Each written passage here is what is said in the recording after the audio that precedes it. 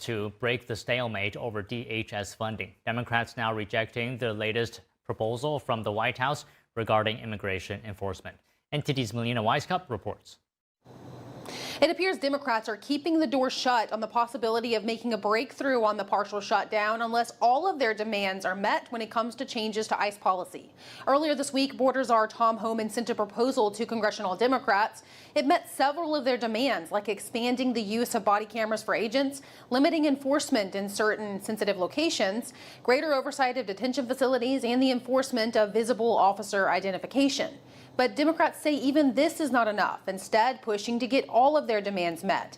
They also want to require ICE to get judicial warrants before being able to conduct enforcement operations, and they also want to require agents to remove their masks.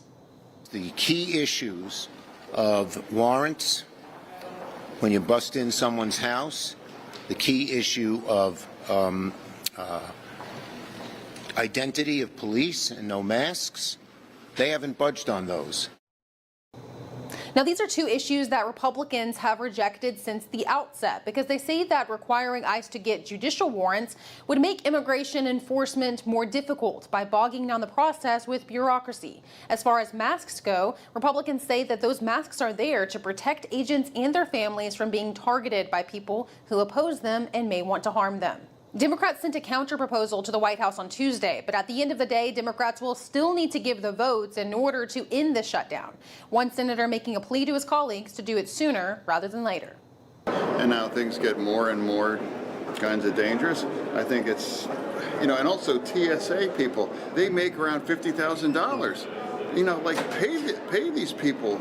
Democrats are instead trying to get Republicans to settle for a partial funding deal, one that would fund certain parts of the DHS like FEMA and TSA, but this approach would likely prolong the shutdown for other aspects of the DHS, and it's a move that Republicans have said is off the table.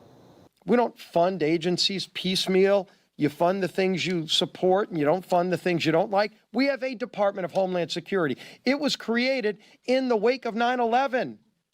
Democrats are operating like it's September 10th. What's also important to note about this dynamic is the fact that though Democrats say that they're doing this to avoid funding ICE, the agency is actually still being funded currently through the GOP's One Big Beautiful Bill that was signed into law last summer. Reporting from Washington, D.C., Melina Weisskopf, NTD News. There's still no end in sight on how long the DHS partial shutdown will last. 50,000 TSA officers have been forced to work without pay, leading hundreds to quit their jobs. Workers calling out is a very common phenomenon that's getting worse by the day. And more than 10% of TSA officers didn't show up for work this past Sunday and Monday. This marks the highest rate since the shutdown started. This has led to very long waits at airports, in some cases up to 3 to 4 hours of a wait. The TSA says the issue is expected to get worse. If Senate Democrats don't come back to the table, we're going to continue to see these wait times continue to uptick. Philadelphia had to collapse lanes because of call-outs. And so the reality of the situation is this is going to get worse before it gets better if we don't see any sort of action from Congress.